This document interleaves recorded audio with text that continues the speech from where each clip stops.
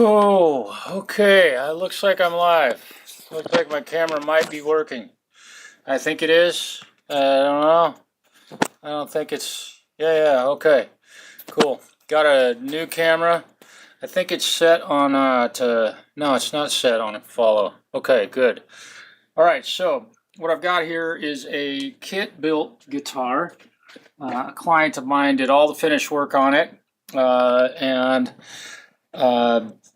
put the pickups and electronics and things into this instrument. I'm not really liking this camera. I'm gonna have to move this one back to home, but because it just wants to reset. Let me try something here real quick. Again, I'm kind of messing with this thing. eMeet. I have a new eMeet camera, and it's pretty cool. But I've learned that, okay, so standard mode. Let me set that as default, initial. I'm not updating the software, so we'll call this initial. No, I'm not updating. New camera version is available. Okay, we're gonna go ahead and shut this off if I can. Now I have to, one thing about this that I found is that the software is really kind of crappy because it gives you an option to update, but it's not an option, it's an actual order that you have to update it. So we're gonna go in and see if I can shut down this eMeet Studio. Yeah, let's end that. Come on. You gonna stop? Okay. All right. So where we're at right now, this morning I have leveled, crowned, polished the frets, cleaned the fingerboard, oiled it. Haven't done much else on this instrument aside from got started on a nut for this thing, and I am not 100% certain that I cut this nut the right size. So what I have to do to check that is I'm going to put some at least a string on it and see what happens here with the string action at the nut.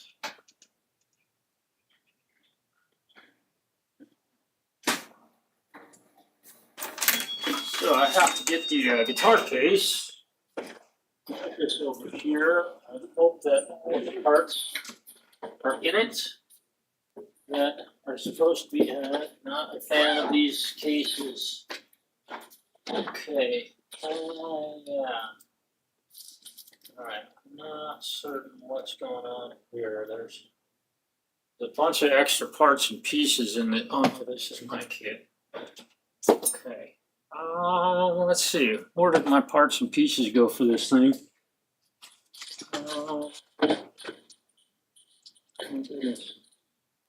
That's not them. Boy. Okay.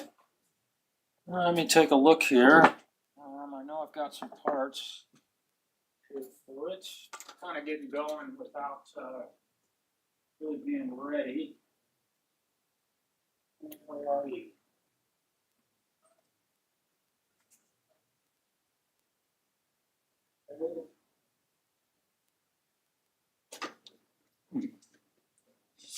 Well, now.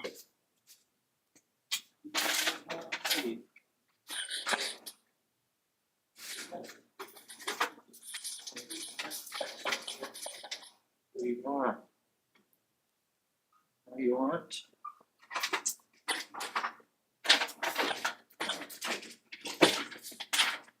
I need a tailpiece for this guy, bad boy.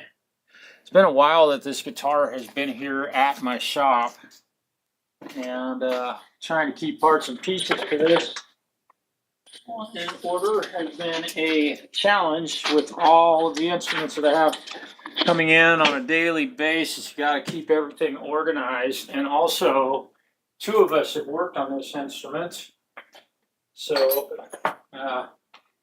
here is the part I was looking for, which did not stay with the guitar.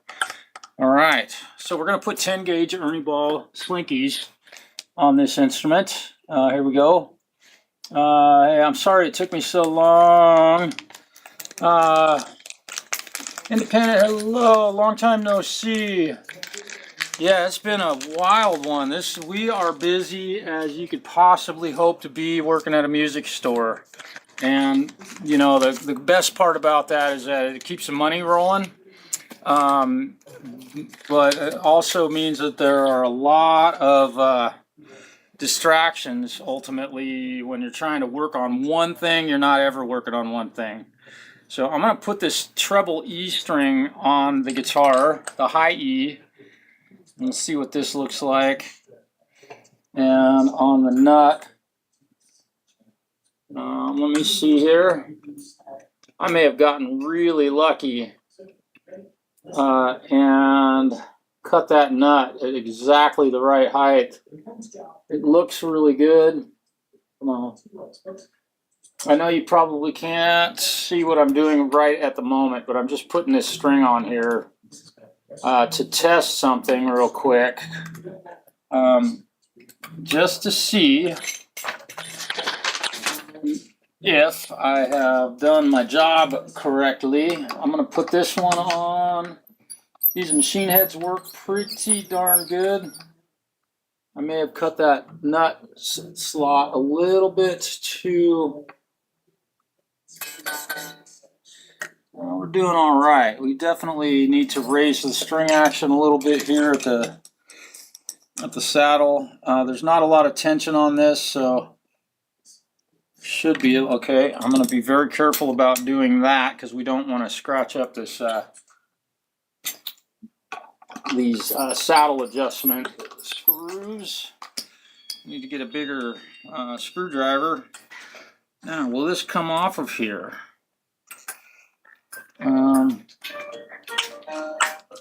Whoa! What was that? That guitar. Something just shot over here. Oh, it was this. The nut. The nut. I missed you. You were trying to poke my eye out. I couldn't have done that if I tried. All right. Okay. So. A little bit larger screwdriver. That's a cute ringtone you have going there. That's hold music.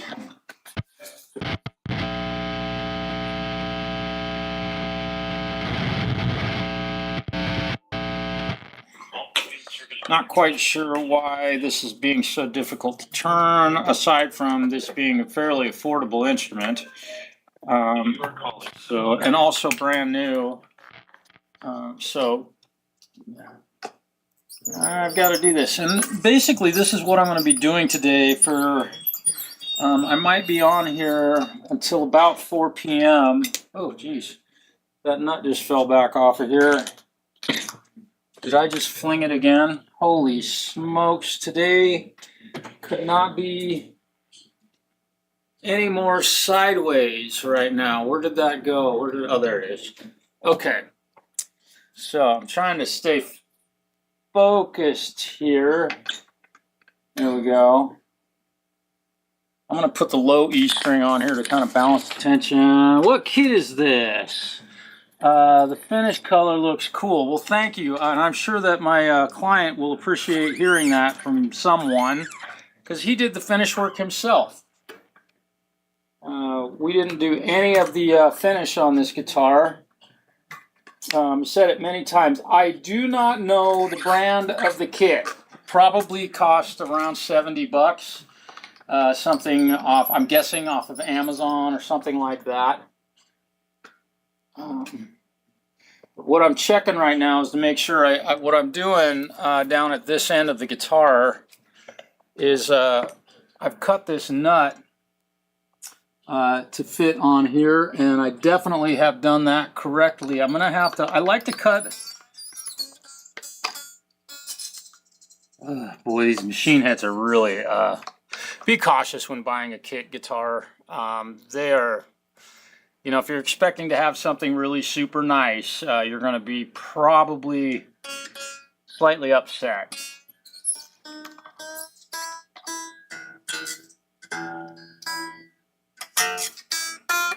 So I'm checking my my first fret action. And that's good. And I'm going to check my string action here at the 12th fret. And of course, it's a little bit low, which is great. I'm going to raise the string action here at the 12th fret a little bit higher. And with these types of bridges, you want to do them fairly evenly when you're adjusting, so that you don't get them cockeyed in there and they will bind up on you really badly. Now this has already been turned by someone else, and it looked like it had a little divot in it, but it does not. So now I don't have the neck relief set yet. This is all just, again, this is the first time this guitar has ever had a string on it or made a sound at this point. Also, kind of something cool that happened this week. I hope everybody's doing well. Come on. Yeah, these E-Meet cameras, not a fan. To get them to stay where you point them is not really great. I got new glasses. Hey, they make me look 3 minutes younger, I think. Let's see. What is this? Yeah. Every kit I bought is garbage. Yeah, everything. Yeah, tuners, electronics. Yeah, that's the truth. Now, if you do buy a kit guitar, I will say this. Definitely fret, level, and crown. Do that before you put the neck on the guitar. Save yourself some work of having to do all that work on top of the guitar. I would have done that before the neck was put on this guitar, but I did not build this guitar. And the owner, I think people think that they buy a kit guitar and it's just going to be all the fretwork's already done. A lot of times on a brand new guitar that you would buy that's built by, name a manufacturer, an affordable guitar, the fretwork is terrible and you need to redo that to make it really playable. So I like my new glasses, and also the reason I got these new glasses was because I bought a coating that they put on my lenses that keeps them from getting scratched. Well, the coating peels off of the glasses and makes it worse than they were being scratched. So I got a new pair of glasses with frames, so a different shape. And the other ones that I had purchased the product for were all messed up, and I got those covered under warranty. So now I have two basically brand new sets of frames and one brand new set of glasses. The other ones just, I wasn't real happy with the way they looked. They were old. These are new, so I'll get tired of these soon enough. But there you go. And so let's see. Dad bought a Wilkinson kit from Stu Mac, $500 or so. It is great, like any Fender parts guitar. Yeah, that's kind of the deal. All right, so I know that my nut is going to work good on this. It looks like it's a little, let me see. What I'm looking at is the string alignment. This is looking really, really good. So, I like to cut the nuts a little bit high. And I know that the neck relief on this is not yet set. And the second thing I do is set the string action. But I now realize that where I've cut this thing and shortened the nut, it started off like this. This is the metric spacing, and it's very tall. I took this out to the belt sander and sanded it down, made sure that when I put it on there that it fits perfectly width-wise, and then took the distance off the bottom of the nut to get it to close to the right height. You can't get it exactly right initially, but I can tell right now that this one is actually cut really good. So I'm going to loosen these strings up and glue the nut into place, and then I will take my nut files and cut the nut slots properly so that the strings fit in the nut properly, because a new nut does not have properly cut nut slots. They're just kind of notches in them, and they're sized a little bit close, but not perfect. So we're going to put a couple of small drops of CA glue on here. And again, I have a destroyed bottle of CA glue because they can't figure out how to make a lid that CA glue doesn't stick to. So if you buy a bottle of this, it will be ruined very shortly after you used it the first couple of times. Typical built-in failure, kind of like a cell phone or a computer or anything that's made anywhere in the world right now, they build the failure into it so that you will have to buy new products in the future. It is the greed, and if I did business, if I worked like some of these manufacturers work, the practice that they make of building their products, I would have been out of business a long time ago. No one would bring an instrument back to me. But we all are aware of how that is now in our world of garbage equals profit to a corporation. Okay, that looks really good. I'm just sticking the nut on here now.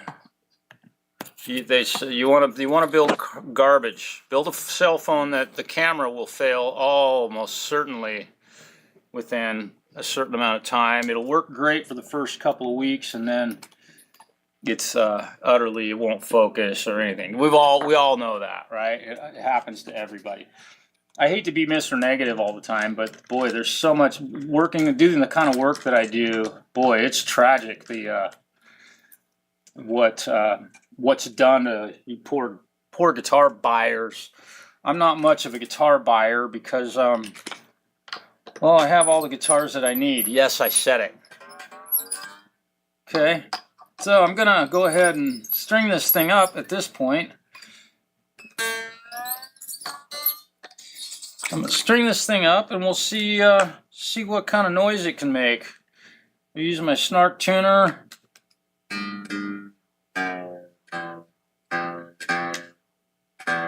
Let's see how close am I. Ooh wee, my ear still works. Pretty darn close for not having a tuner on it. And this one should be, nah, it's not even anywhere near close. All right, so I know you guys have seen me string up 1,000 guitars. Well, maybe not that many yet, but I'm sneaking up on that. Let's see, so we're gonna have to do this. So you guys just heard this guitar actually breathe its first breath of life with having an actual string on it. And we'll just see how these machine heads are. I can tell you that the shafts on these machine heads are extremely rough, and they're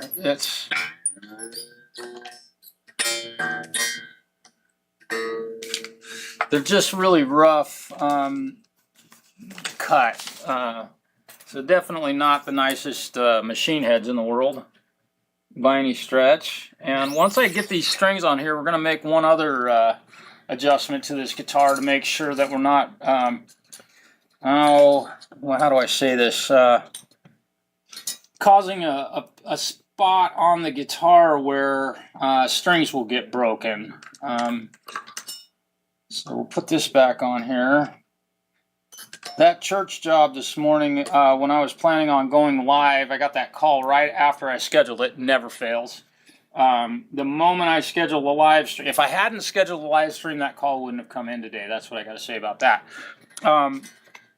That was a huge project, and I'm glad I was the one that they called, because anybody else would have had a heck of a time solving that problem.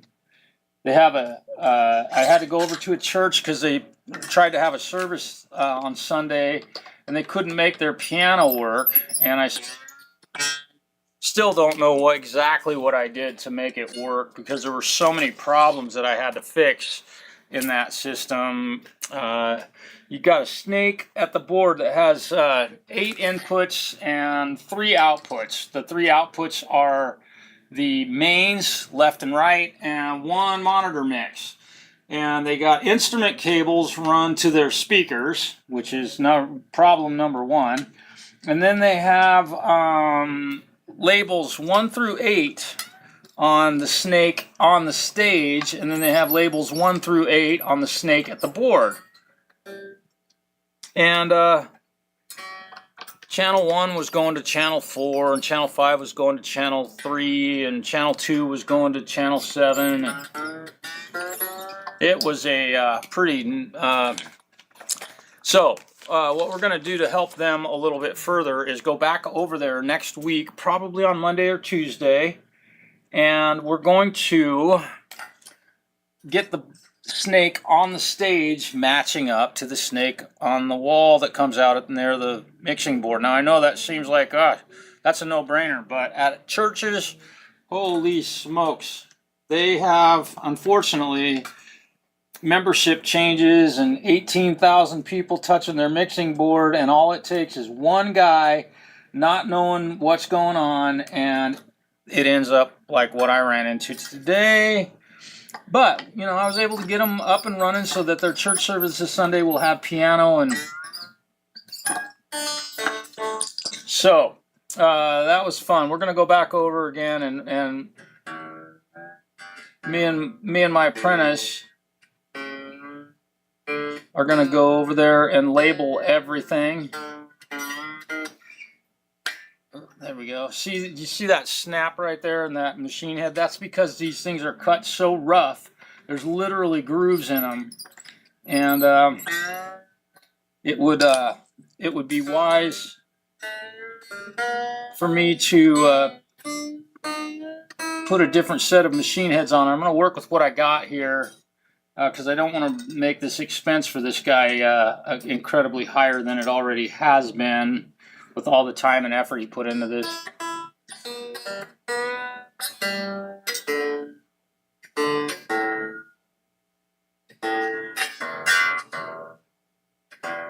Okay, now I can check my first fret action, because having done that, now the neck is bent like it's supposed to be. It has neck relief, and now we're going to check the neck relief on this thing next. So let's see what we can do about making this truss rod work, see how well it works. Let me loosen this screw up. This is kind of a cool the way they have this truss rod on here, because you can, I thought you could, but you can't. So I'm going to go ahead and pull this truss rod cover off of here. Did you all see my video of the Epiphone that had the truss rod cover with no truss rod under it? That's hilarious. I mean, why did they do that? And I got a comment on that, blah, blah, blah, the truss rod's under the guitar. I know that, but the point being is that they put that extra part on there, pass that expense on to the customer that is utterly useless. It has no purpose. It doesn't even make the guitar look better or worse. It just, it costs them money to put that on the guitar, and you paid for it. All right, so we have a little bit excessive neck relief right now, so we're going to tighten this truss rod a little bit. Just a little. Tiny little turn on that. I know, I'll take the capo off and check it again, whatever. Okay, so now this is going to change as these strings sit on here, because this wood has never had string tension on it before. So we're going to be all right with that. Now, I've got that done. Now we're going to set the string action on this guitar. I know if you couldn't see me doing that, it's because my camera guy, he drinks a lot. I know I always say that, but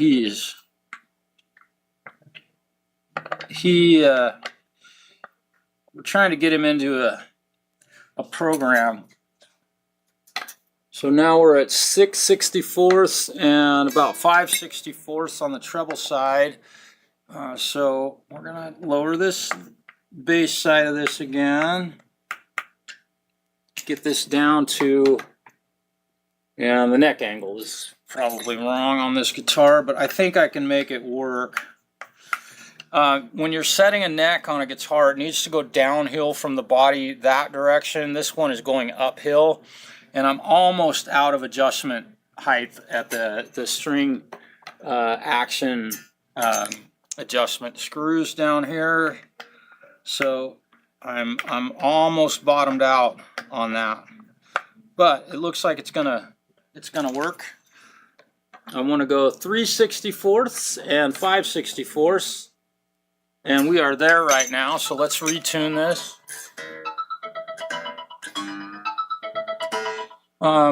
My student today, which that alarm is for, is not going to be here. He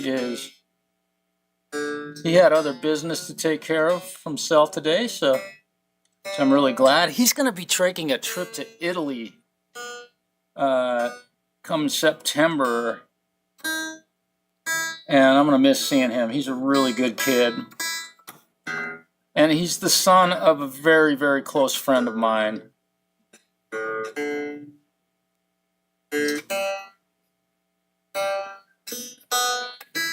Now I'm keeping the guitar in fairly good tune just so that I can keep the neck relief proper. Every little bit of tuning adjustment that you make does change the neck relief slightly as you put tension or loosen it.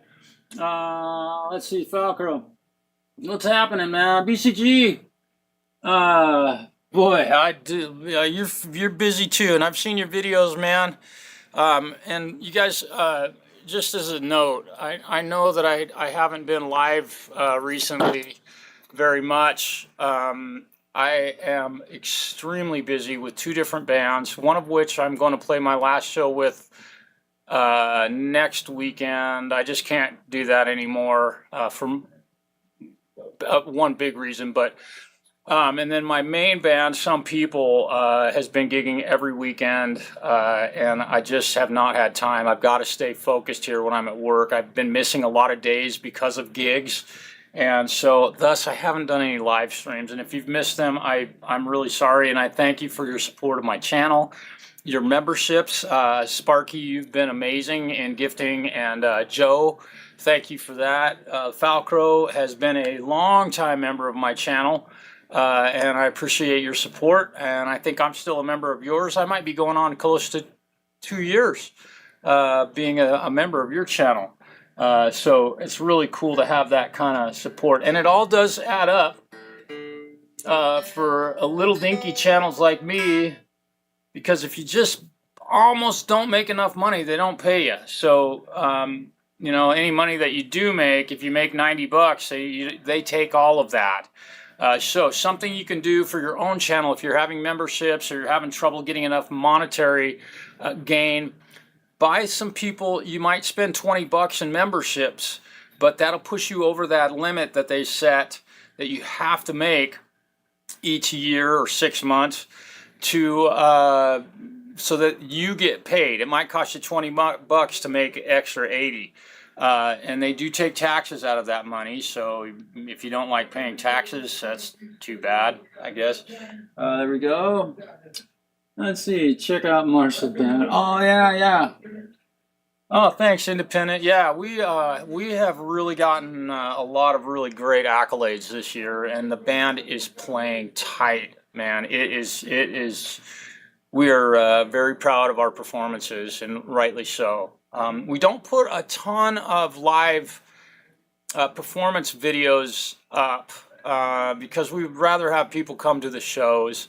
We're a small regional cover band, and you've seen cover bands, not many like us with the set of music that we play, but we just play the funnest songs, and people from 70 down to 12 are singing our music, and or the music that we play, and we just love that. Okay, I've got my string action right. So now what we're going to do a little bit of work on the nut on this thing, and this guitar is getting pretty darn close to actually working for the first time. I've got to, when I move this lens, I've got to be really careful to move it slowly. So let me get my nut filed out. And if you haven't cut nuts before, I do recommend that you have a guitar that you can screw up on. Don't do it on somebody else's guitar first. And also, buy the proper tools. These are the ones that I use. These are hard to find, and I've seen them purchased by other people where they are not at all correct. Don't buy cheap ones. Spend some money on these things. It's worth the effort, and it's worth the money that you'd spend on those. Because I have a buddy that had some, and I'm glad he didn't try cutting his nut with those things, because it would have been a disaster. Now, I've put a bone nut on this guitar, and you just watched, saw me, heard me, whatever, glue it in. And I like to do this in this order and cut them so that they're too tall initially, so that I can use this file to get the string, the slots cut to the proper size, because they are definitely not, that's not something that nut manufacturers care much about, and they don't know what gauge strings you're going to put on your guitar. One thing I love about these glasses is that they have this instead of the little egg-shaped things that stick out, because those egg-shaped things, and if you have hair still, which some of us do, let me see if my lens will stay. When you do this, it gets stuck in your hair, and you'll be, I would be fishing these out of my hair for 10 minutes. So these, I bought these just so that I don't have to pull my hair out every time I want to put my glasses on my head, right? Okay, get this pointed at my nut work here. You can see what I'm doing. My bench is really a mess because I haven't had time to really clean it up very well. I can see that I've got to go down quite a bit further with this low E string. We'll get all these set up, but this is how I do it. You want to be very careful. One swipe too many with this file, and you are recutting a nut, starting all over again. And this is a lot of work. This is a bone nut, one of my preferred materials. I did not use buffalo horn or deer antler. I think more so due to the expense. That's a very expensive piece of bone if you use a deer antler on one of these things. Or if I was to use. I'm having to cut this one fairly deep, and I'm cutting down on the back side of the nut so that the string is not making contact all the way across the whole nut. I like to have as little contact here as I can with the string contacting the nut. And this one, again, the construction value of this guitar is not the highest, but when I'm done setting it up, I put it up against any Les Paul that Gibson makes. Aside from maybe the binding work, and also the finish work was not 1/10 of what a Gibson would cost, but the guy did it himself, and he did a pretty nice job on this thing. I like the color that he chose. Now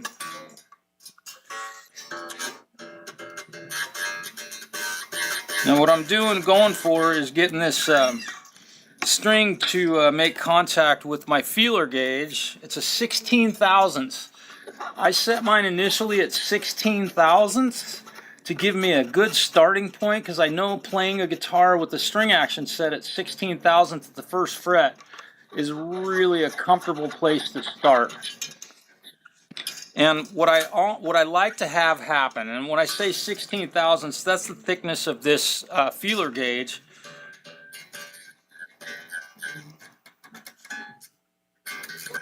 So that string should actually make a note at the first fret. So rather than be an E, open E, it'll be an F note sounding at the first fret. Now, I've done that and learned that little trick over time, and tons of nuts that I've put on tons of guitars. That seems to be a really great place to start. And then what I call is,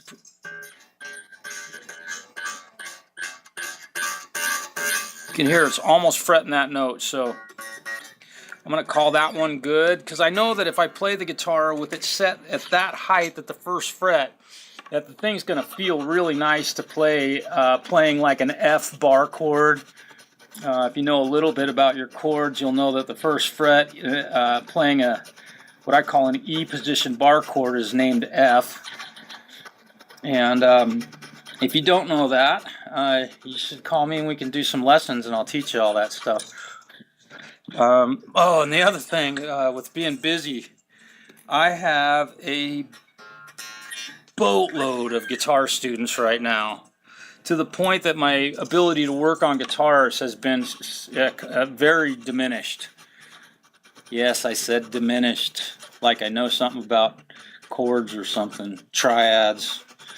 I haven't been able to work on guitars nearly as much as I would like to with all of the instruments that I have.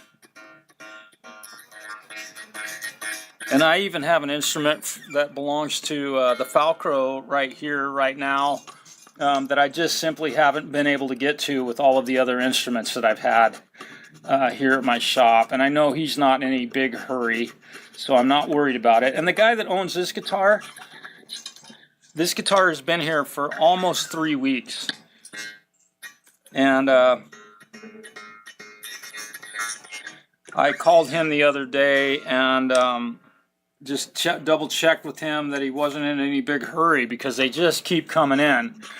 And with my bench, the way my bench is treated is that working musicians come first.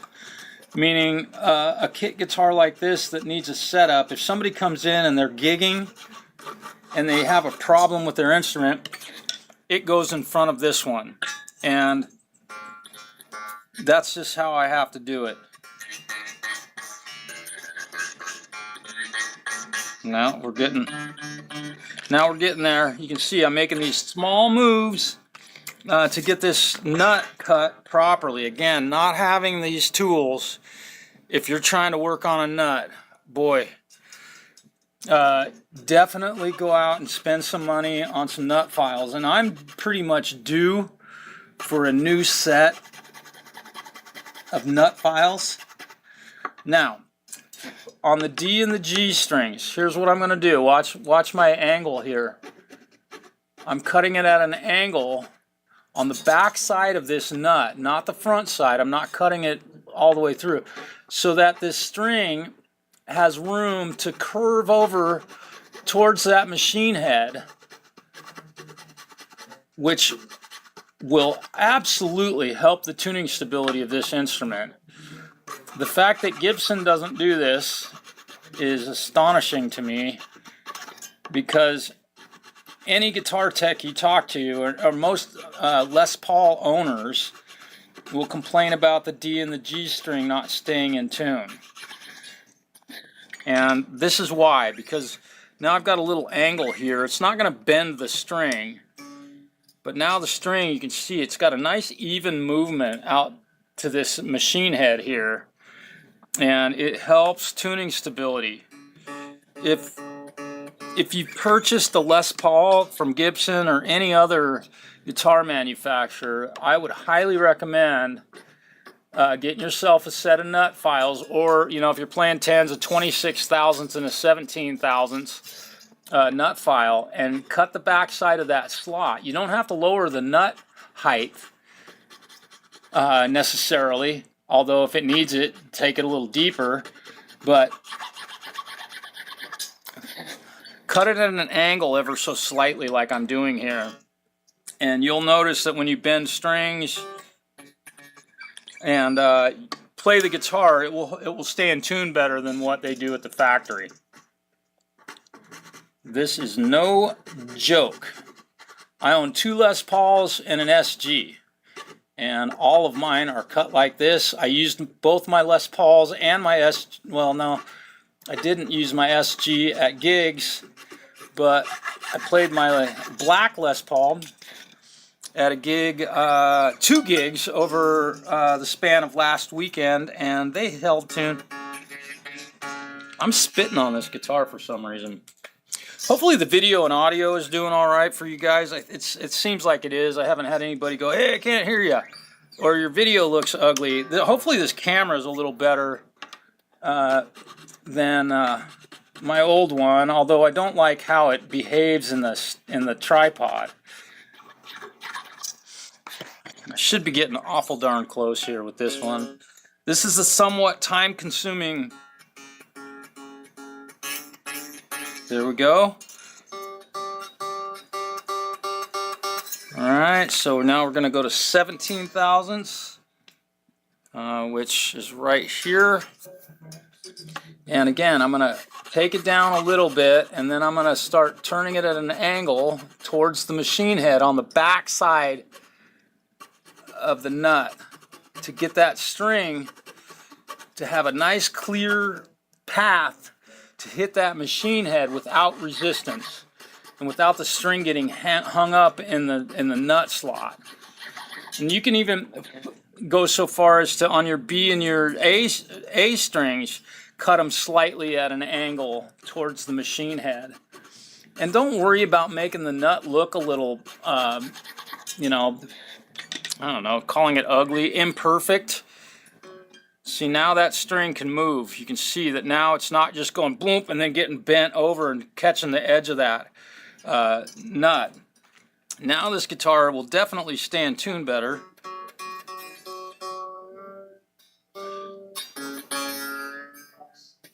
Now I'm tuning the guitar back up, which I failed to do on the other ones.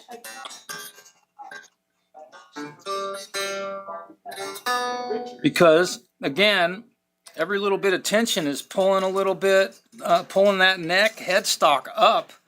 Now I want to check my,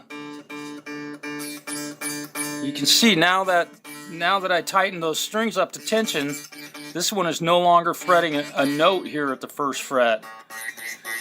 And this is just my rule. So I'm going to hit this D string one more time.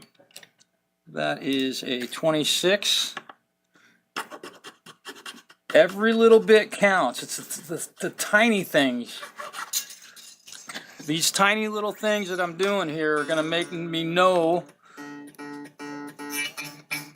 Now we got it, right?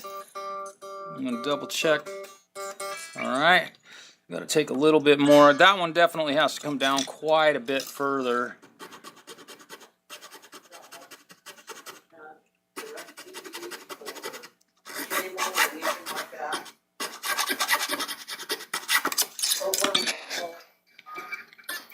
All right.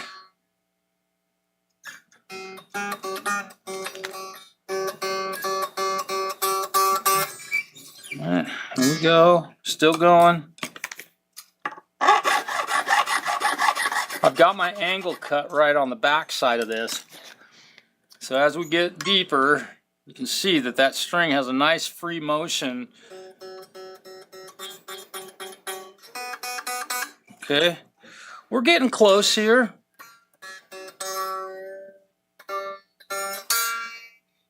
Where's my, what is it, 13? Yeah, here we go. I know this is really terribly exciting, but if you watch me do this through the process, you will know how to do this on your own if you have the right tools. There are lots of different files that are sold for cutting nuts. And these are the ones that I have found to be the most usable and accurate and user-friendly. And you can see that string is really getting pulled over towards that machine head. So I'm going to give it a little bit of an angle, not much. You want to be really careful not to, you want to make sure that that thing is cut nice and level. Almost. On your B and your E string, you get a little bit, you can get those strings a little bit closer, and you can actually, for each string, you can kind of graduate the height of the nut slot.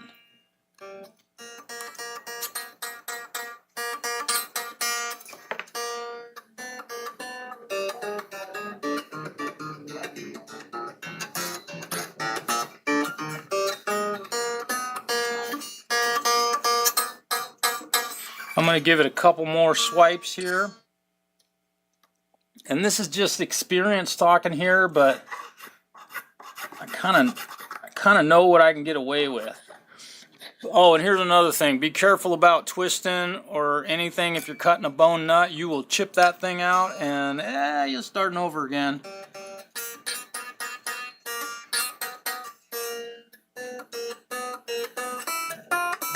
So I'm going to start on this E string. Let me tune this.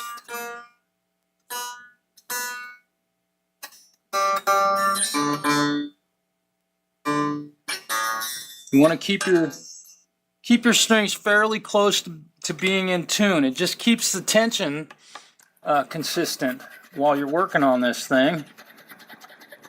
I had to do this for a buddy of mine who was visiting here a couple weeks ago, and I accidentally went a little too far, and I ended up having to use some baking soda and CA glue.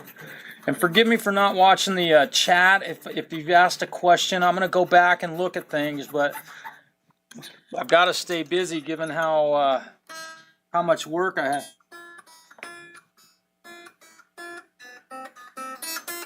Now, one thing I do, I don't measure much with my eyes, but I do look at the height that I've got, and I think I've gotten this. Now, I've got them all cut, and now what I can do is I can kind of look over the guitar strings. Because I have used measurements, this feeler gauge at 16 thousandths. Actually, this one's a 17 thousandths. I went to 17 thousandths because I found myself wanting to have that little extra thousandth of an inch for my gut, is what I like to call it. I can look and see that the strings are properly radiused over the fingerboard, which is another very important part of this whole setup thing. All right, so this guitar is really pretty darn close. So I'm going to go ahead and stretch the strings right now. And I will put a brand new set of strings on this before I send it home, if these ones survive. Now you can see this, I don't know if you can see on this B string right here, but there's a gap in this little space right here. Right here, there's a gap between the strings, and the reason for that gap is that these are cut so rough, they're not smooth at all, that the strings aren't. I can't push the windings up. Normally on a string, even with it at tension, you can push them up to get them all touching, the windings touching. I can't do that on these machine heads just because they're so, we'll just call them affordable to be polite. So I am going to loosen this string up a bit. And the other thing is that if you're loosening and tightening the strings up a lot, doing something like this, you're likely going to break some. And so I'm keeping tension on this string, and I'm trying to see, almost looks like the thing got twisted a little bit, but did it? No. You see this gap right here? I can't get rid of it because there's these are machined so poorly that I just, you know, I didn't make them. I could probably take some time to polish them, but how much would that cost, right?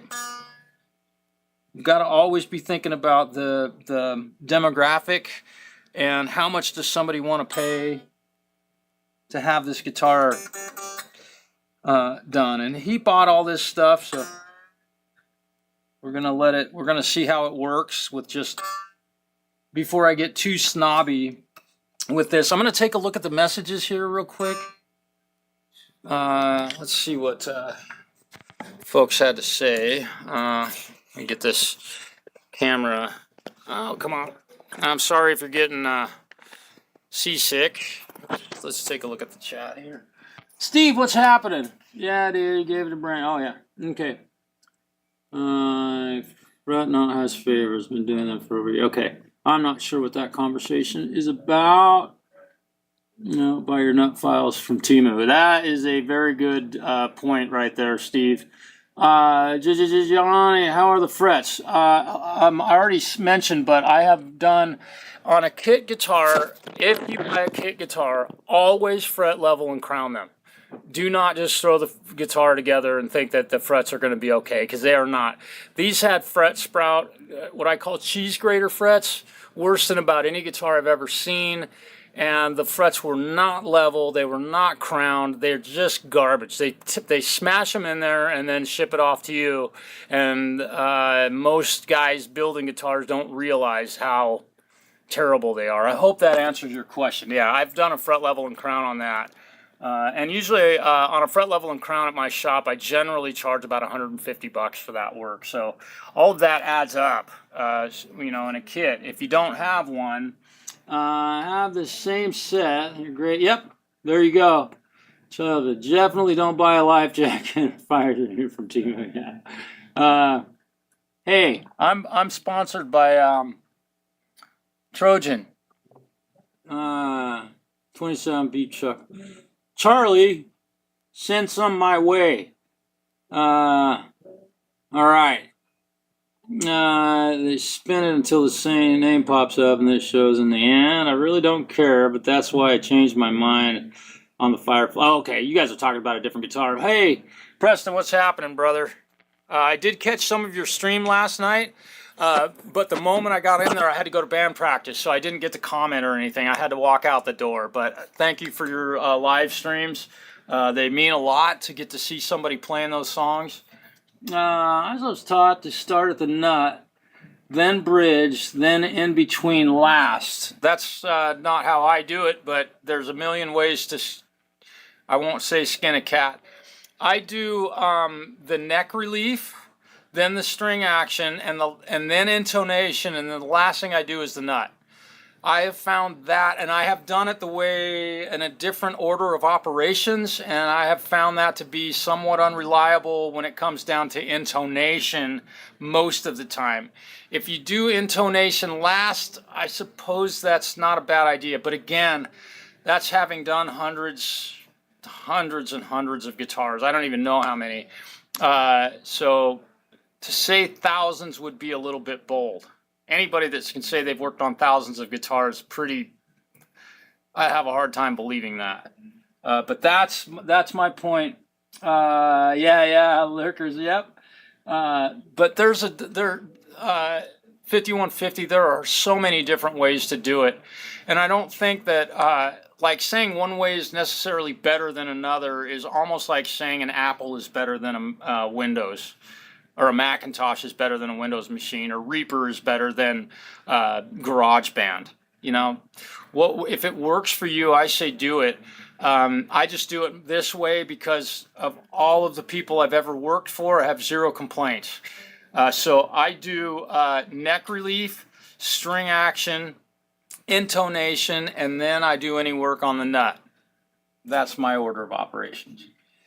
So I think that's what you were talking about there, BCG. And it's really cool to see you working on guitars, man. I don't always get a chance to comment on stuff, but I try. But sometimes, sometimes the best response is no response, right? I think. Because I see some people do stuff quite differently than me, and I try not to, say something that I might regret saying. I don't know. I'm just worried about offending anybody because I know you wouldn't be offended. It's not like you're, would be offended, I guess. Hang on here. I'm just wiping the dust off the neck here, or I should say the neck, the headstock. Come on. Get my rag through here. Okay, there we go. All right, so this is what I'm doing right now is I've got my rag fed through here, and I'm just wiping the dust off of the headstock. Now, these nut slots are way too deep, so I will pull the strings off of here and file the top of the nut down, and then I'll round off these corners. But right now,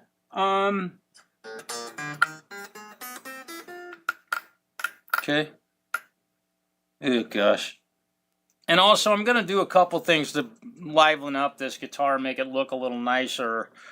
So I've got that, got the string action good.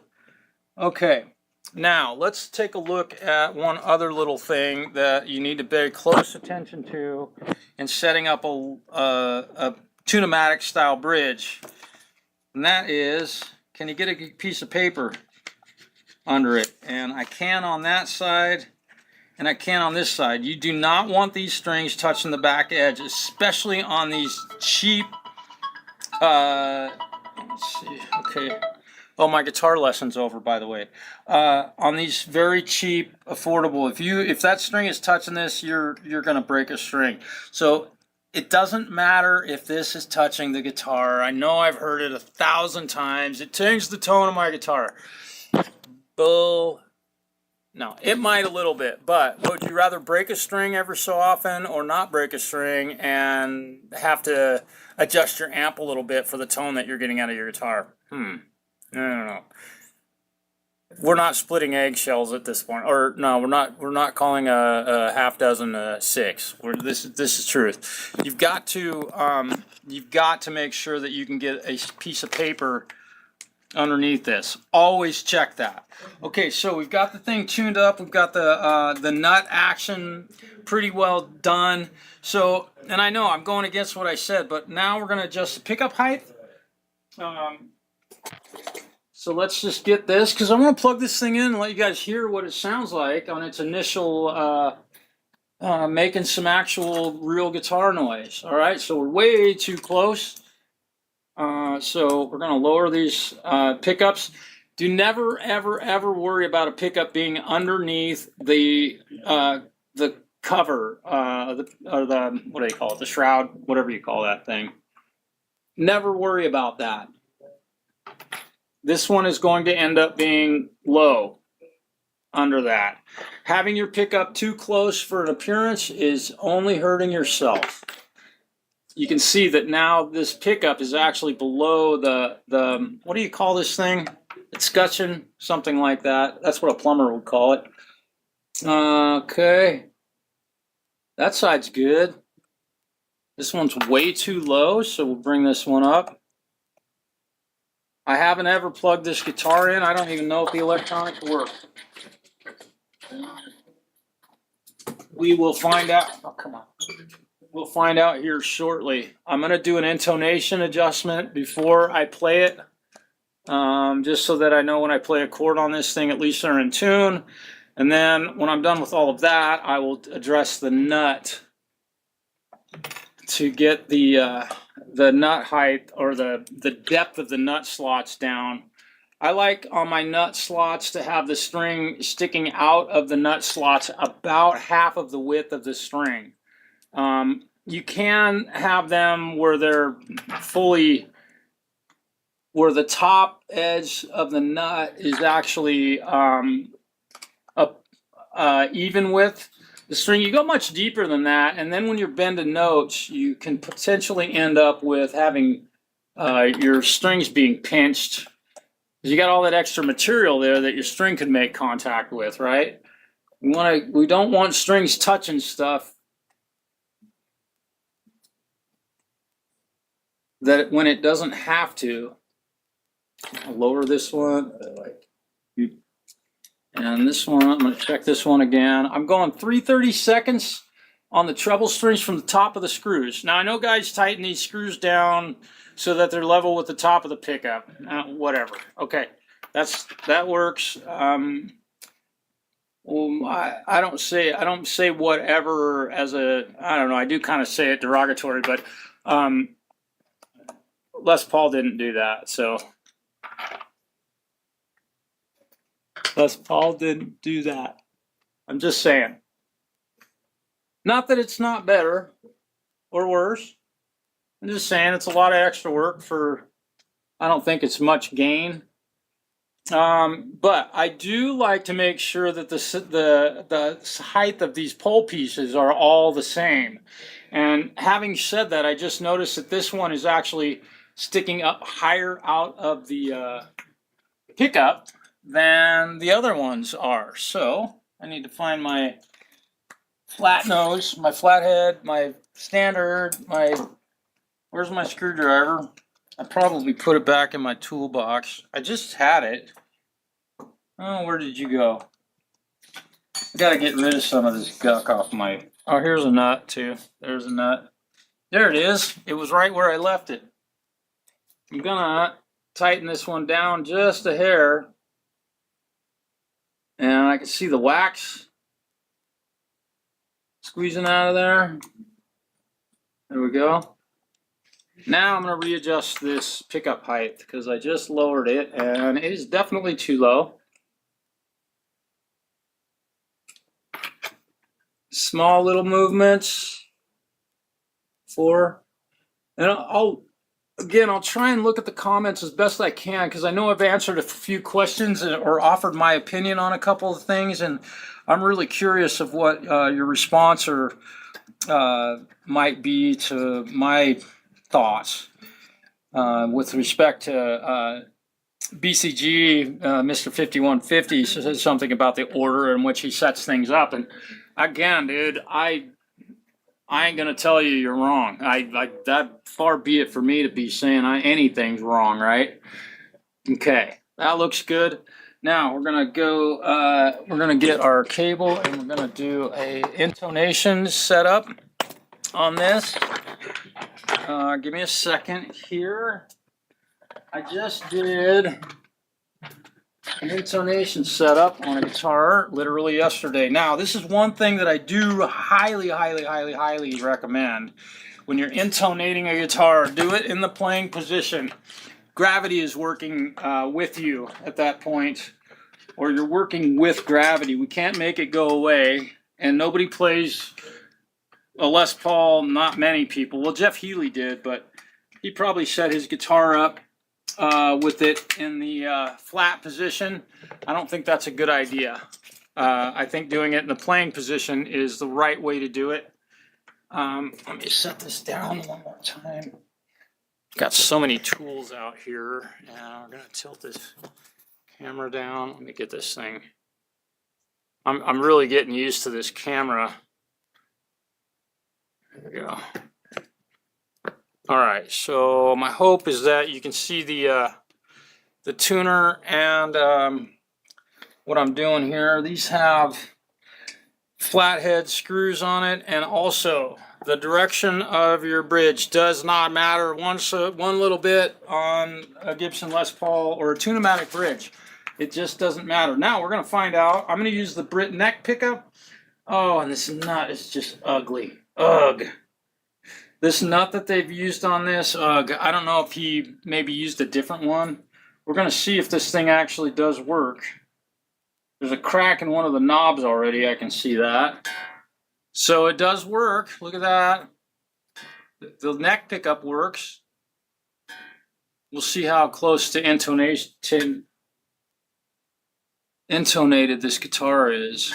Can you guys see the tuner and everything? Honestly, Marshall, we want going out of order sometimes. Yeah, that's a fact. Yeah, Steve, never buy a guitar with a wraparound bridge. Yeah. Okay, but no thanks. I hear you, brother. I have a couple of them. The Tune-o-matic bridges are, they're kind of, I don't know. There's a lot that can go wrong. Okay, so very flat. So I'm gonna make a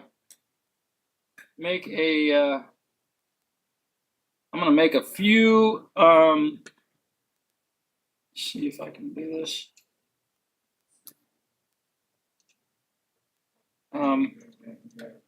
Preemptive strikes here. Boy, I hope that I've got enough room to intonate this guitar properly.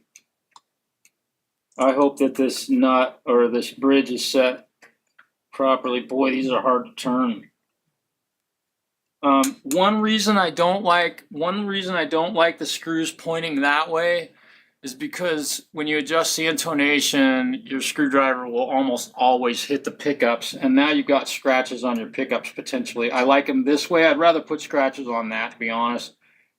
And I never, ever do a wraparound on a guitar like this.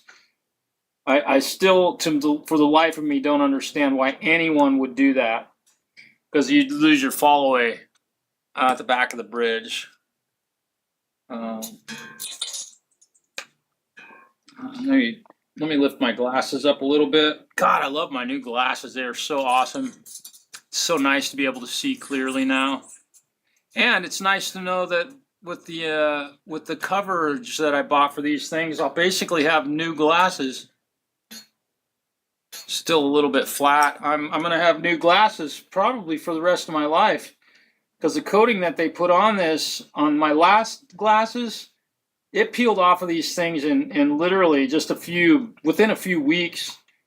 I started having blurry spots on my glasses, and it was as if they were scratched really bad.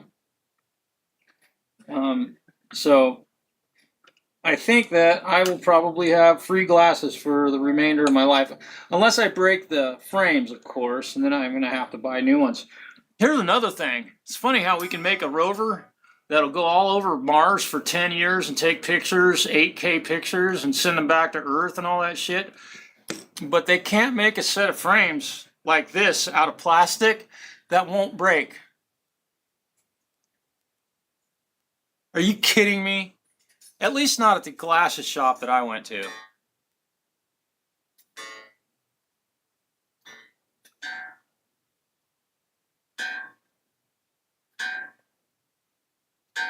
We only have one eyeglass eye doctor here. Okay, so we're still really flat.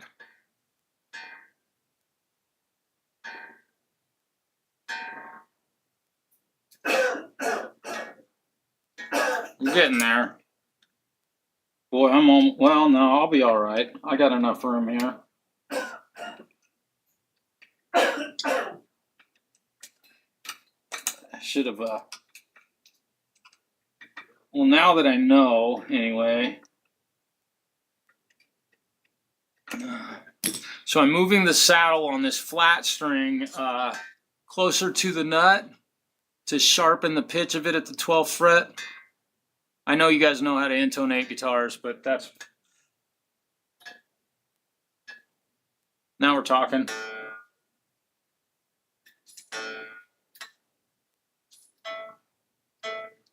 Still a little flat on the A string.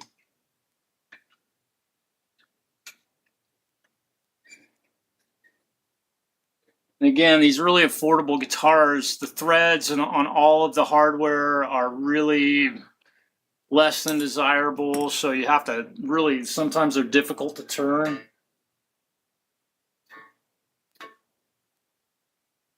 So you gotta be really careful not to let your screwdriver slip and scratch stuff.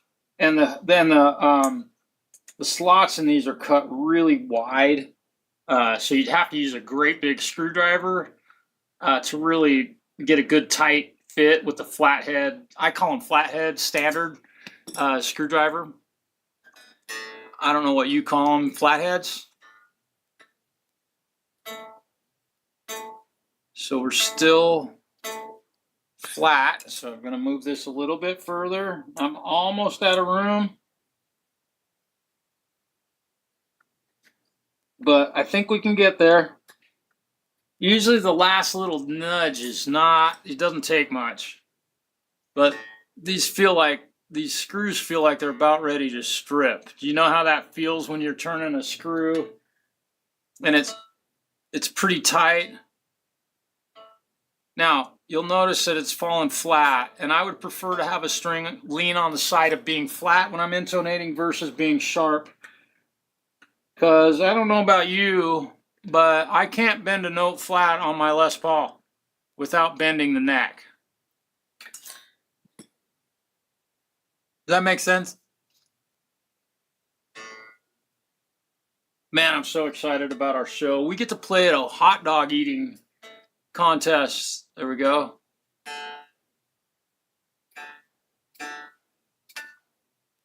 We're gonna make noise with this thing soon. I'm just about ready to let us hear this guitar have its. We're a little bit flat. Okay, here we go. Come on, baby.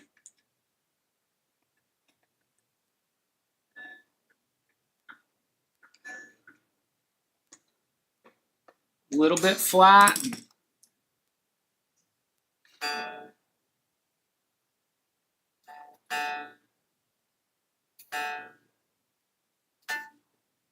And there are no perfectly intonated guitars with straight frets. I've said that many times on my channel, but you can't.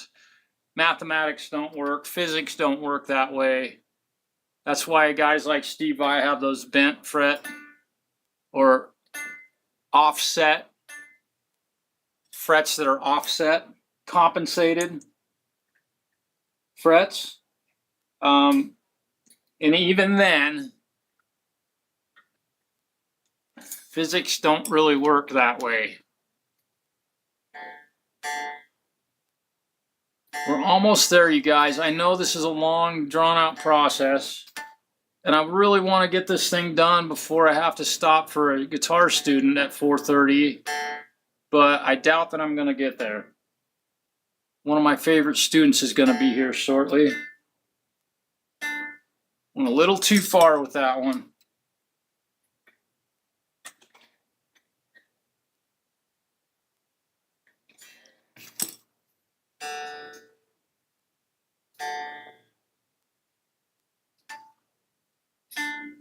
There we go.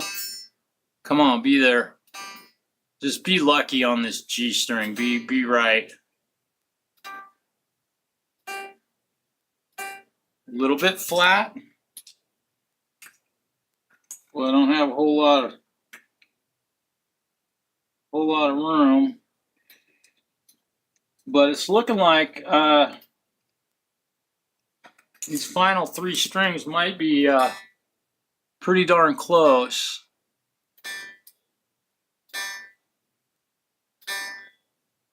Come on.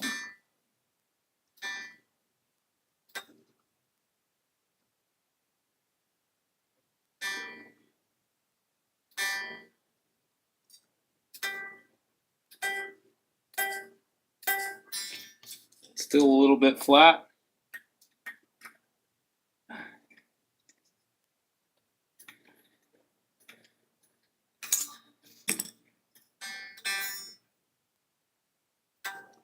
I'll take a look at the comments here in a moment. Not a real fan of this G string tuner. This thing is it is wrong. I can't, this thing is moving with the micron, it moves too flat.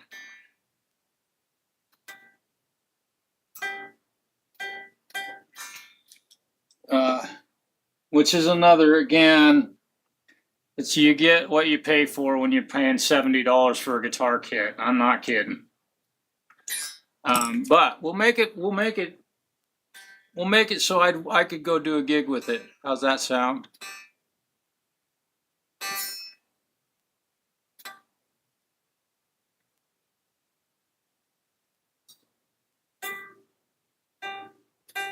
Boy, I've had to move this thing a country mile to get it to move just a tiny little bit in pitch.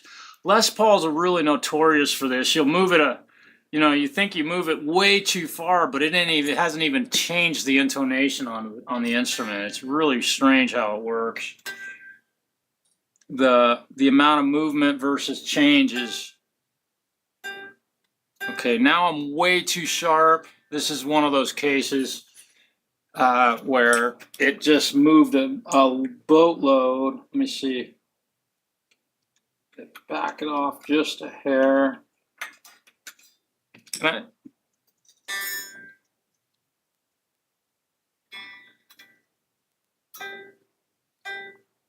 Wow. Ugh. Okay.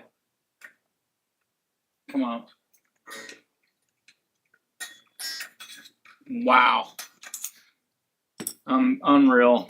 I don't know if stuff is actually moving in the guitar and it's causing it to change that drastically, but this machine head also really is not accurate at all. Okay, we're gonna call that good. Now I could play this guitar right now and it would sound fine, but I really generally don't half-ass much. So And the direction of the saddles on a Les Paul absolutely does not matter either. If you need room, you can flip them around.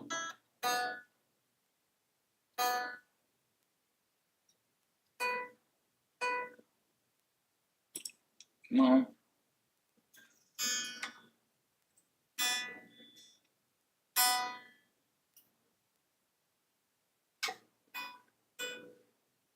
Okay, B is good.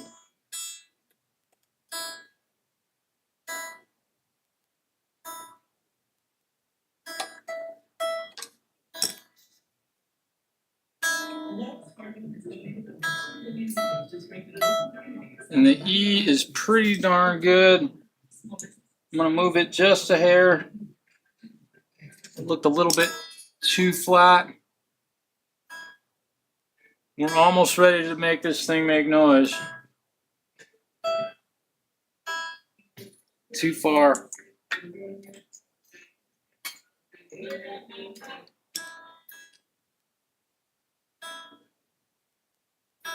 Can't remember. My student at 4:30 may not be here today also. I'm not looking at the...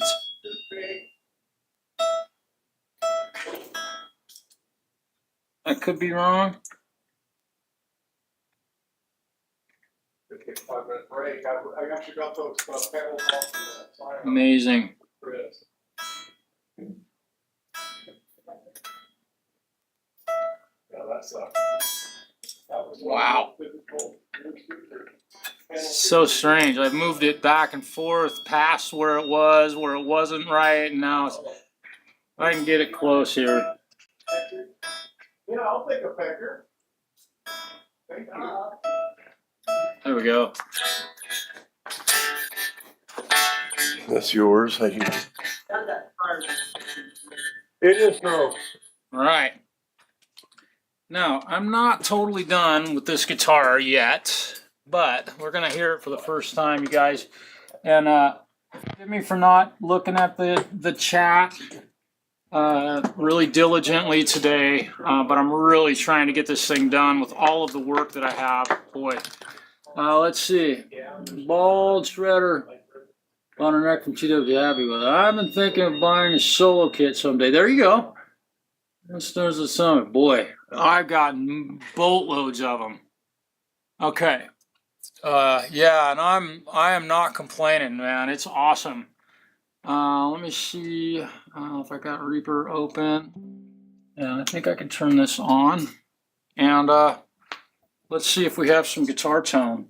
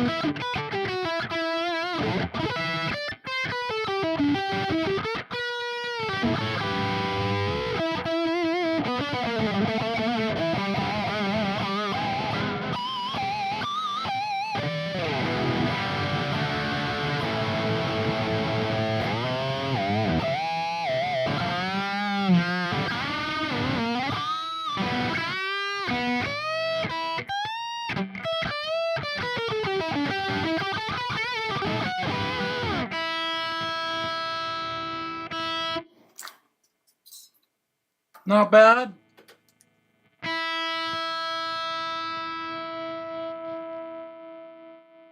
Except for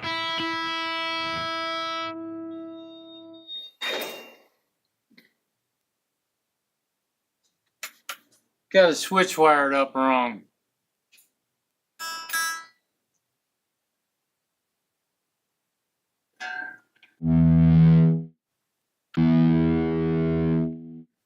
Volume is right there.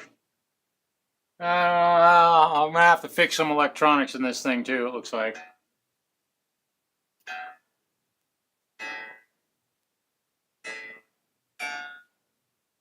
Now I just bent the hell out of these strings to try and get them to settle in a little bit. Now I have not double checked any of my I haven't double checked any of my setup work yet either. Which a brand new guitar like this, it's gonna have to hang tuned up and for a day or two to settle in. This is the first time it's had string tension on the neck.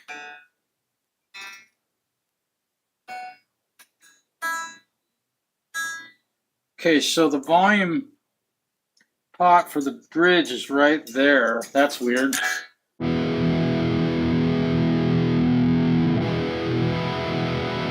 got, oh, he did volume, volume, tone, tone.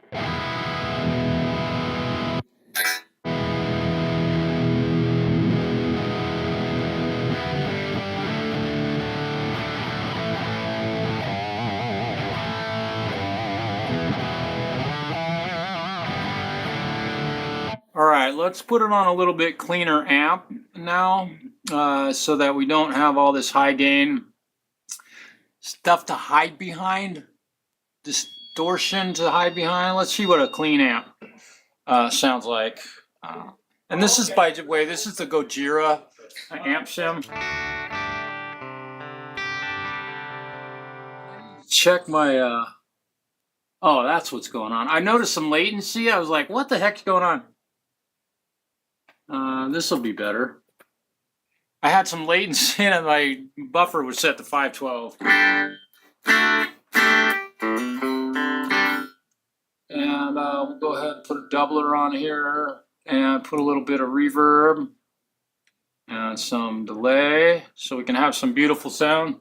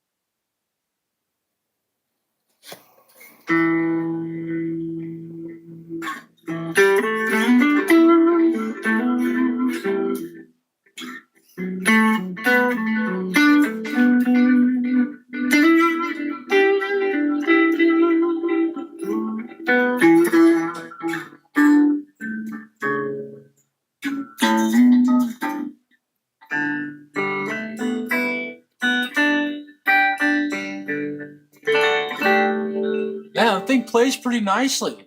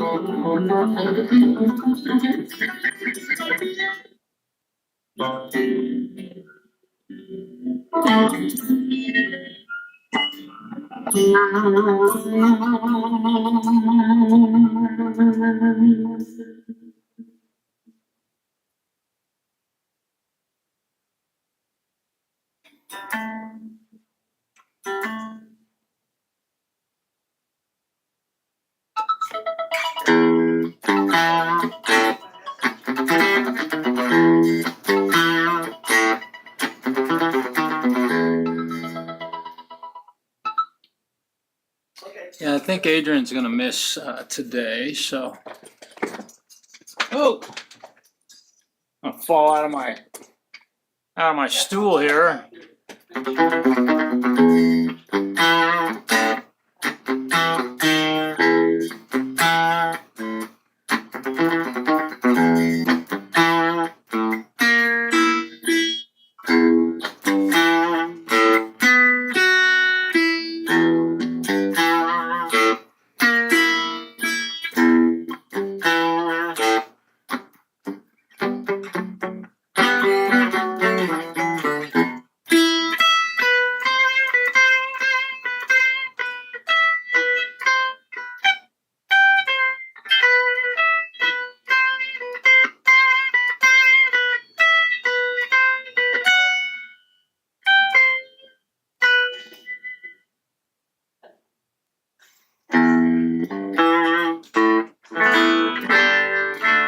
Staying in tune really well too. Staying in tune very nicely. Oh, do I have a compressor? Really don't have a compressor.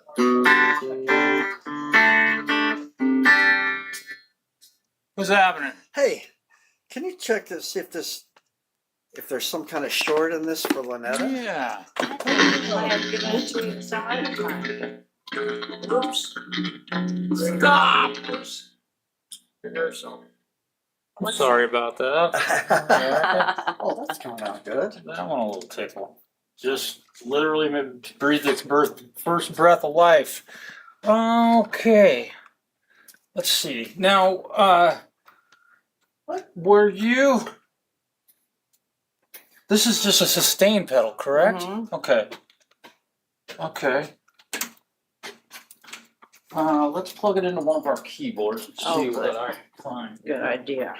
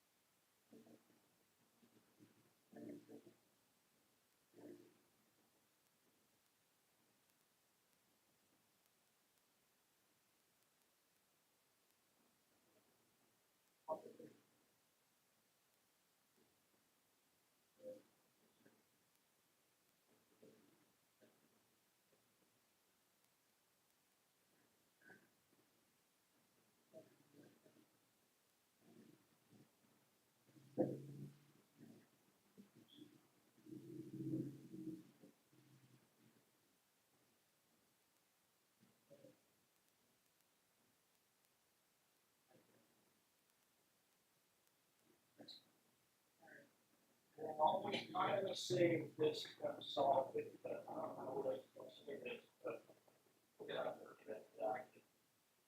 See all that stuff on it. I'll be on almost certain that I just got really lucky with that work. Yeah. Okay. Hi. You guys forgive me for having to step away. Or my clients come first, and this young lady, oh, she's beautiful. She's such a sweetheart. She's been coming to our shop for well over 50 years, and she's just adorable. But her piano sustain pedal isn't working for her, and look at this. You see what I'm seeing on that? So I've got some. I was doing a live stream with some friends. I was just showing them. Oh. Did you tell him you're a genius? I can't say that. No, I can. I don't know that this is going to be the end all, but We're gonna try it. this is probably what's. Is that dirt? I'm grasping at straws here, but I think that that's what the problem is. I just think that it's not making contact in there. Looks a lot shinier to me. Yeah, this will definitely help. It really. That's got some gunk on it.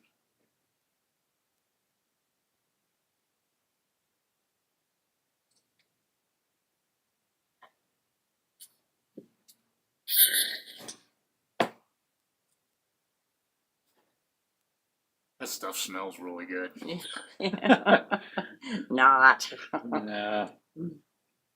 Might need to use some denatured alcohol to get this off. It almost feels like it got like tape or like tape on it or duct tape or something. Could have. It has. Hmm. Look at this. You want to get a sticker off of something? Denatured alcohol. Or Yeah. get like tape residue off of something. Teenager out. This will get it gone. It's highly flammable, so be careful, but Yeah. it's actually fuel for stuff. Hmm.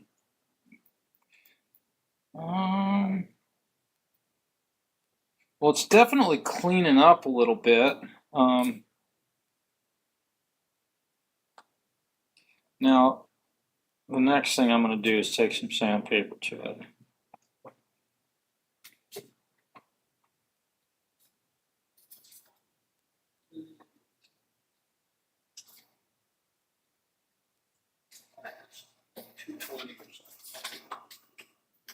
Talked to one of your former employees here, Ken.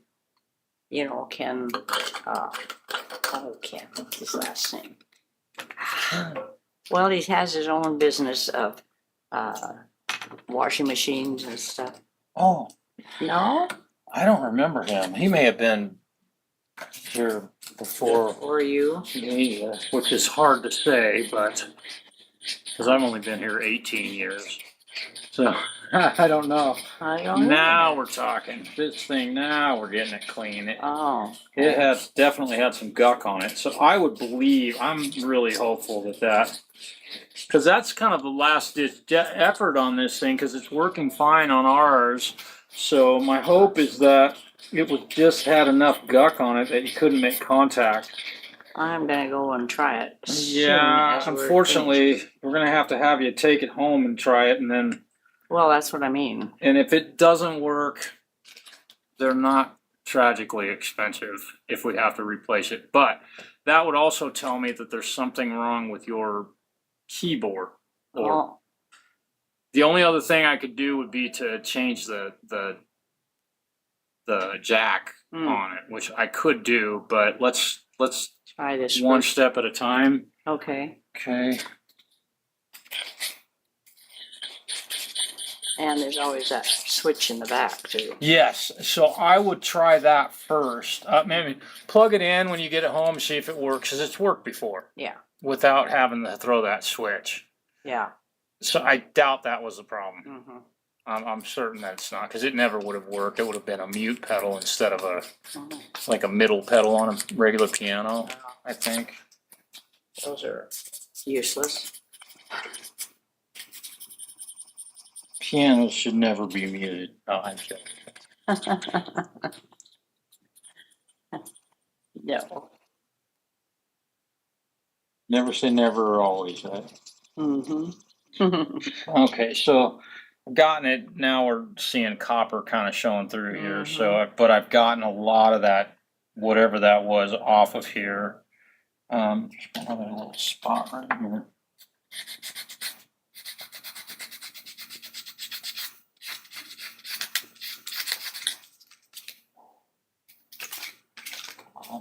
There you are. Every tool in the toolbox out here right now. Here's a good thing we're right here at this counter. We needed everything we have here. It never fails. If I gotta tighten a screw, I have every tool in the toolbox out, before it's Yeah. all said and done. Yeah. The rest of this looks like it's in pretty good shape, so I'm gonna stop right there. And it's definitely working on ours, so try that, Okay. see if that works. And if that doesn't work, are you able to throw that switch in there? They're not real easy to get at. I wanna make sure you can throw that thing. Let's see. You might need to use a little screwdriver or something, but can you flip it over?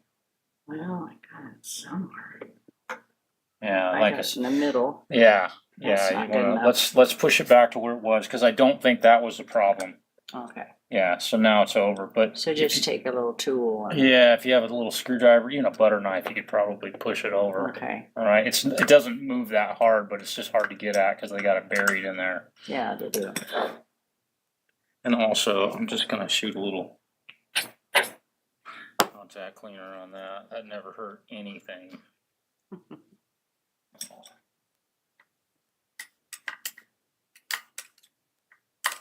There we go. Now it's really moving easy. Oh, good. Yeah, okay, now it's right back where it started. Okay.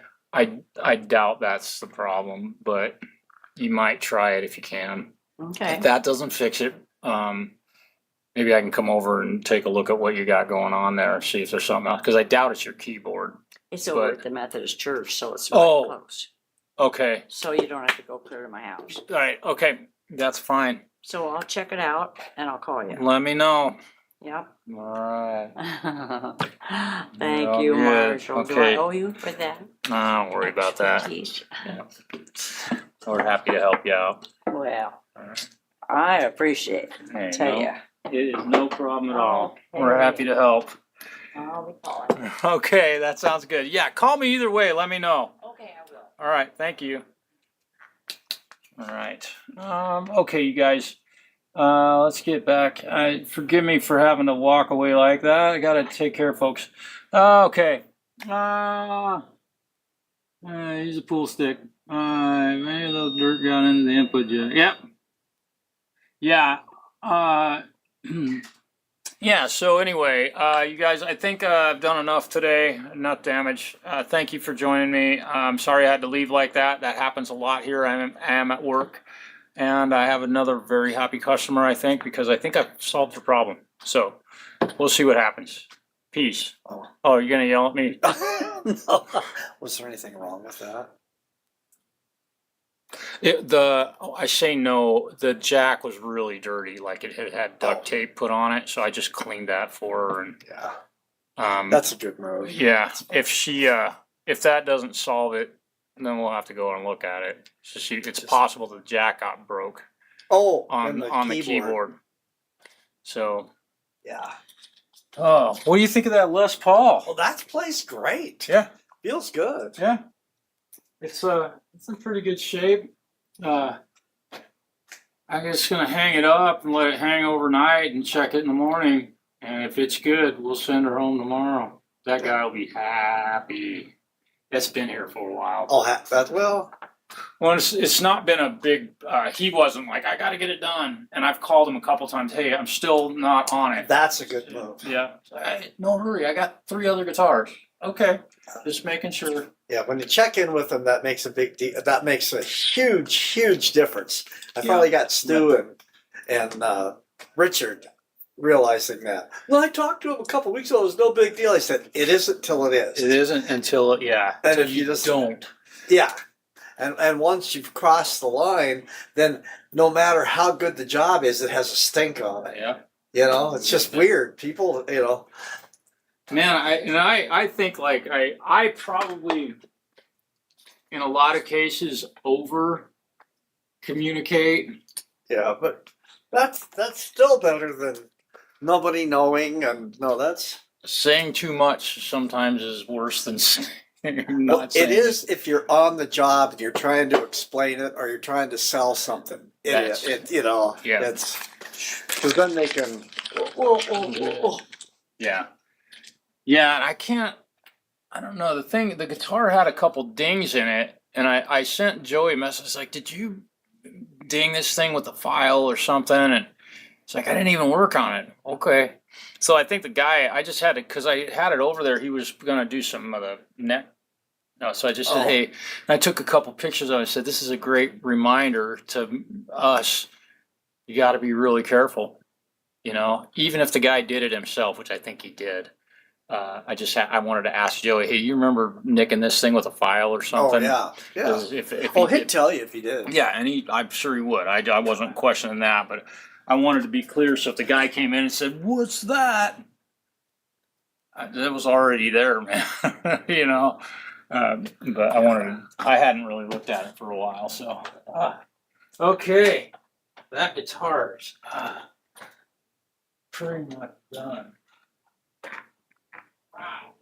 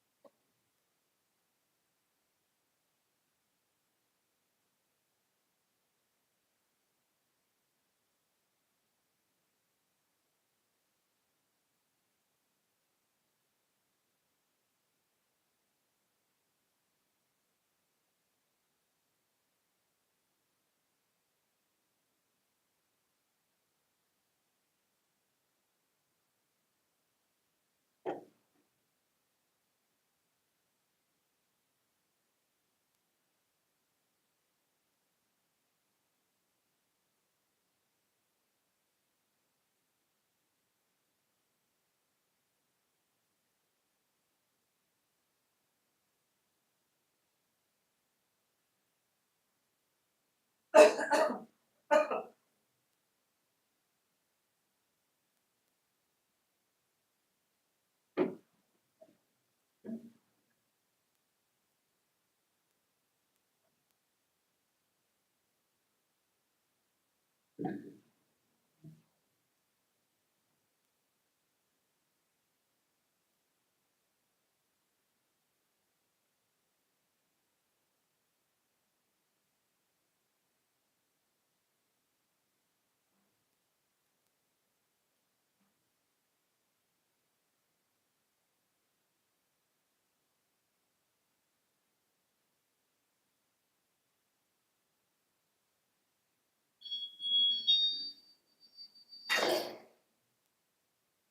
Mike, what kind of deal can I make on this?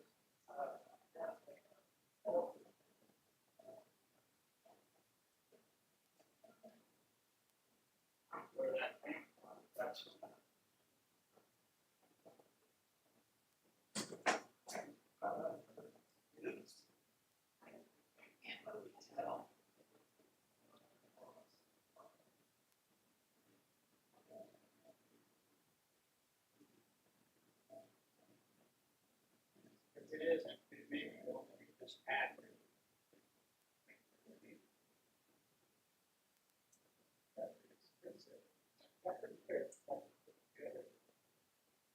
I buy stuff for $30. Yeah.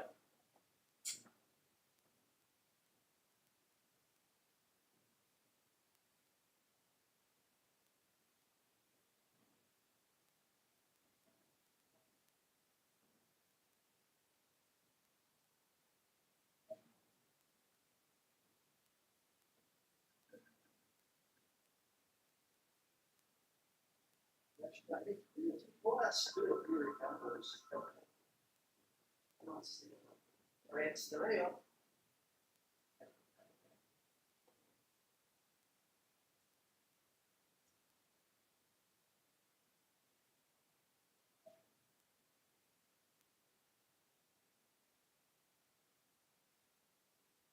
Yeah. Yeah, we sure will.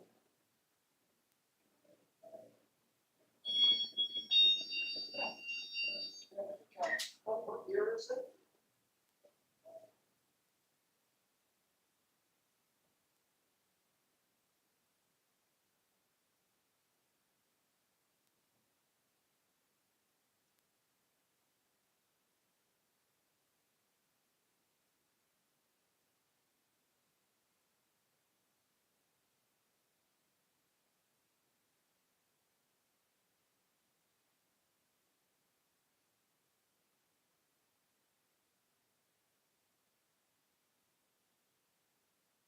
I'm talking to myself.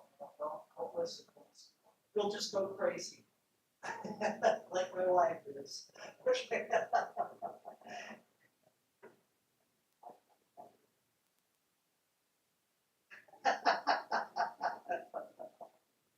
Well,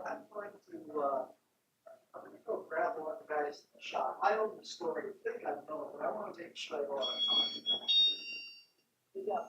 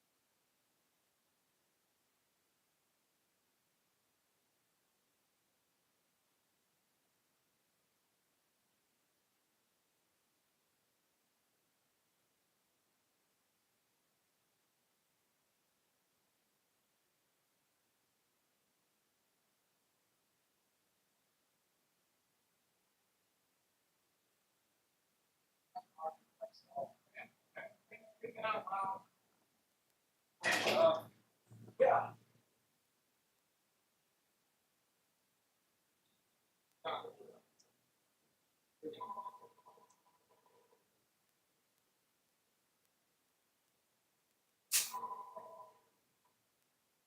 Just trying to look out here. And look,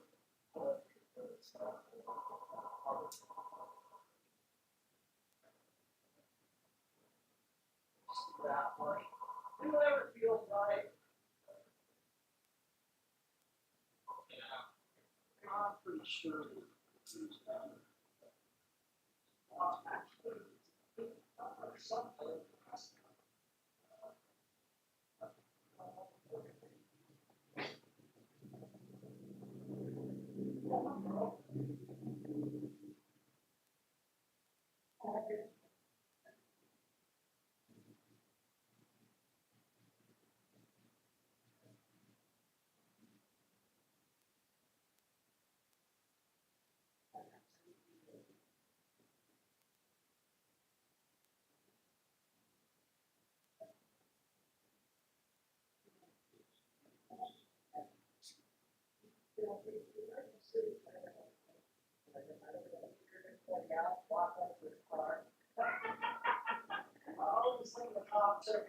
There's a stalker looking at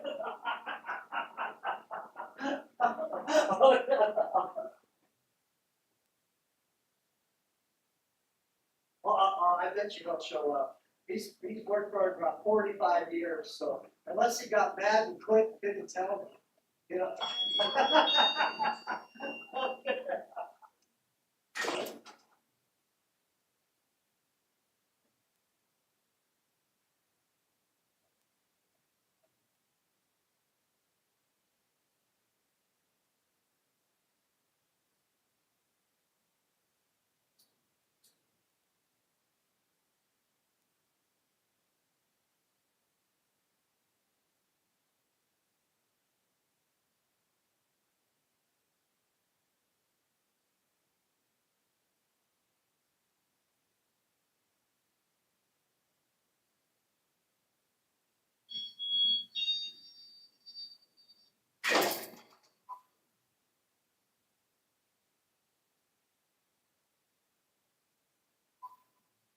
Thanks, Lorraine.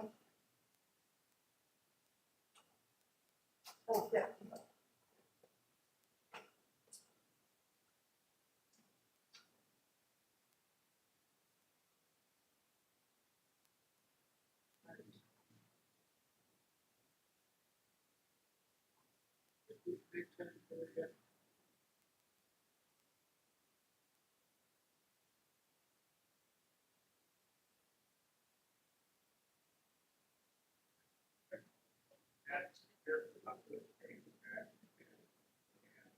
I will put that hat on it, but something, you know, there you go. Glad you were able to get that for it.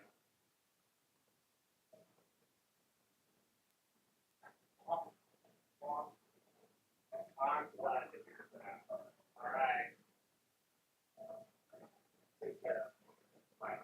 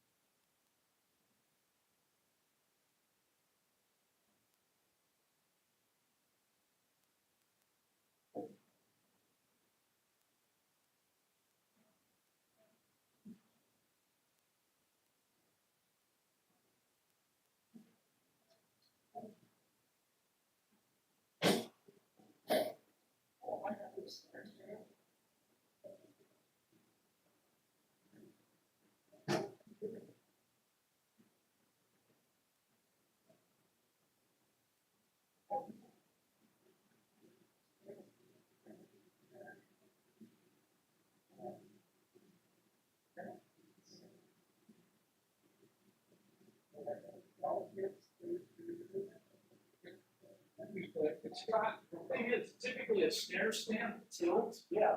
No, this one only goes back and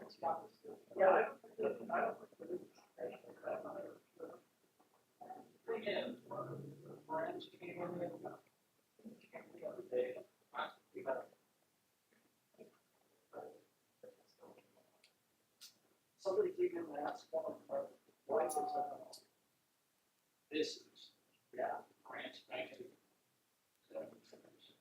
So she came in looking for a snare, and we don't have a snare.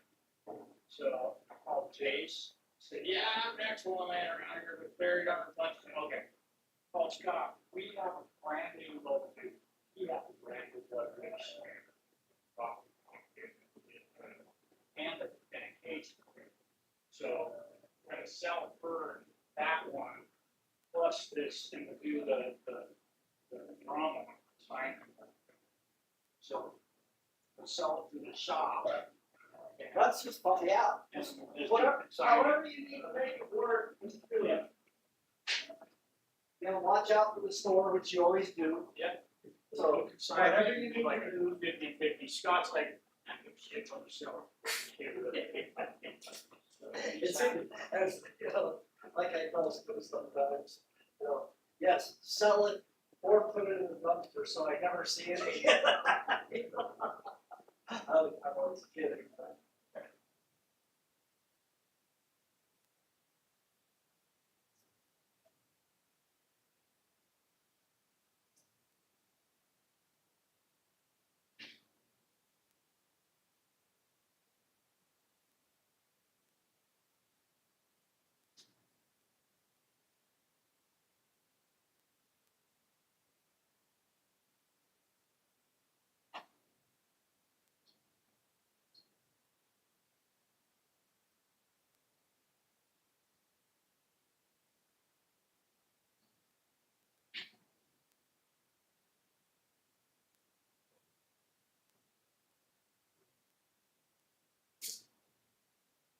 Hi, Robin, this is Marshall Grandstairs.